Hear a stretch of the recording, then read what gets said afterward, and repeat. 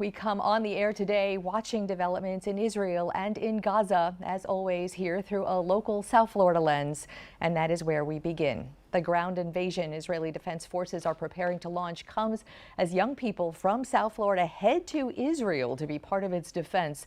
The community is raising money and supplies, and countless families of those in Israeli cities and in Gaza neighborhoods are dealing with profound fear and loss. South Florida is on the front lines, both literally and figuratively. Israel's Consul General to South Florida, Maor Elbaz Starinsky, here live with us once again this morning. Consul General, eternally grateful for your time. I know what a week and in this moment what it is for you to be working and dealing with so much. Last week, we were having a conversation as this was unfolding. A week later, it is still unfolding. Bring us up to date. Right here, right now, you're expecting a flight in to Florida from Israel with evacuees? Yeah, where do I start? There's so much going on. A week ago, I was, and I will probably forever be, overwhelmed with the magnitude and scale of this horrific, horrendous war crime atrocity against Jewish people in Israel. But as last Sunday, the agony and pain were taken over. Throughout the years, throughout the week, we have seen so much support here in this wonderful state, and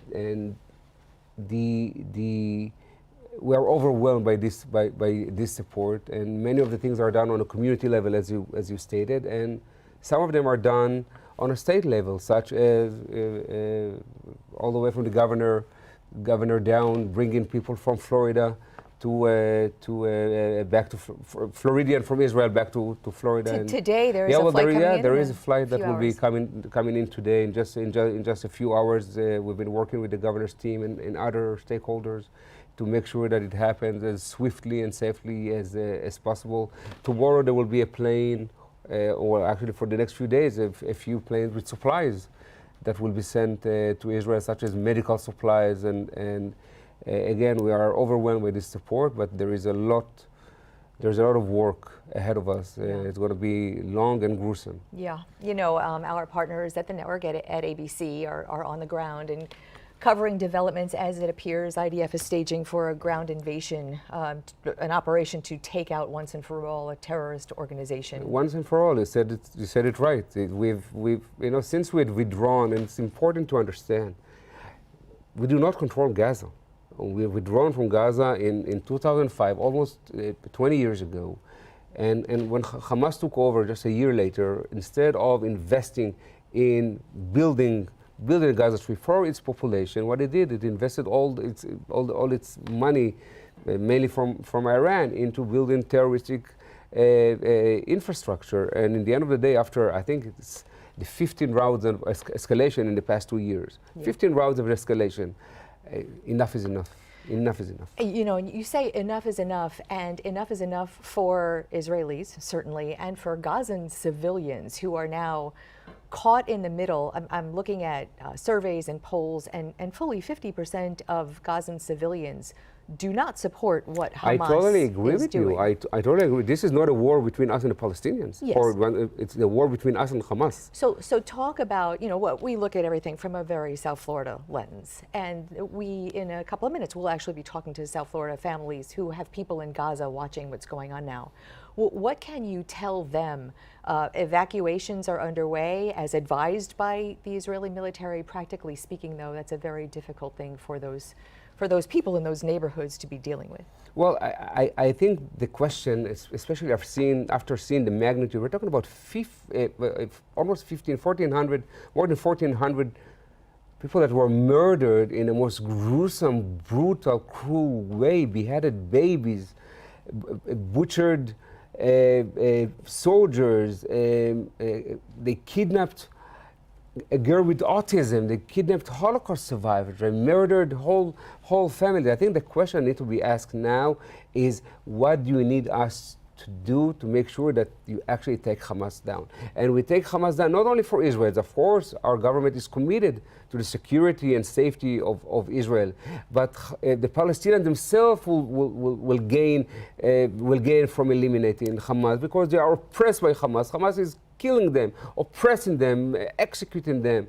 You know, I want to bring it back to the rallies. There were rallies around the world, certainly, but again, South Florida had a very large rally downtown Miami. People who are genuinely interested in seeing Palestinian people self-determination, peace, get land. That is a cause that appears to be raising its head now because of something that really is terrorism and not part of that political issue. Well, there are a few things that I can say about these rallies. First of all, and sorry for being so blunt, these people are despicable. I mean, Hamas.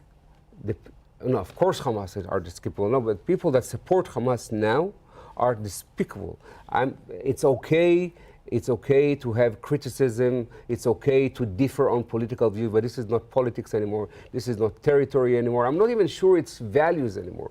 We're talking about complete darkness, complete evil against good, against everything that our communities hold so dear. So those who support Hamas now are despicable in my view, in colleges, in downtown Miami, or in other places. But I will say something else, if I may. Well, of course.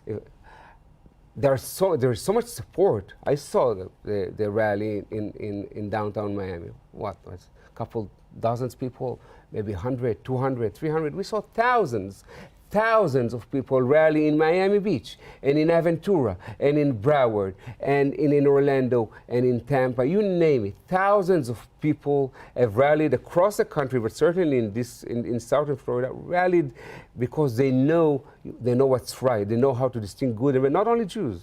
They just rallied, came together in solidarity, in empathy, and in support. And we know that they are with us. We know that they will give us the backwind that we need to finally eradicate this menace, this monster who are called Hamas. There is an inextricable tie and connections between the United States as a whole and most certainly South Florida, 6 degrees of separation between Israel and the Israeli communities. And I want to, just one more question about that. Do you think education, social media, what is the disconnect for people to really understand history and the moment and how terror differs from the political issues at play? Well, we've been trying to say all along, terror is terror. When you only look on the other side of the aisle when it comes to anti-Semitism, when it comes to the definition of terror, you are biased and you are not genuine and you are not sincere. Terror is terror. When more than 1,000 terrorists infiltrated Israel and butchered 1,400 people in their homes, elderly families, that's terror. And when you live up or uphold the certain values of humanity, of freedom, of human rights, of the cherishing life, then you have to stand up against it. Now, social media has a very, very big role, some of it positive, some of it negative. People are having very, very solid views that they would die for based on an 8-second clip on TikTok. Yeah. And they know everything that needs to be known about the Israeli-Palestinian or the Israeli-Arab conflict, and they are willing to go fight for it. So I urge them, learn. Expand your horizon. Speak to others. Have you met Jews? Have you met Israelis? Really, these are the people that you would butcher in their sleep, that you would behead because they're Jews, because they're Israelis? Really? Consul General, I know you have a very busy schedule, and I know you are very personally affected too. I just have no words to say how much we value your time and your perspective, and thank you, and we'll see you soon. Thank you, Glenna.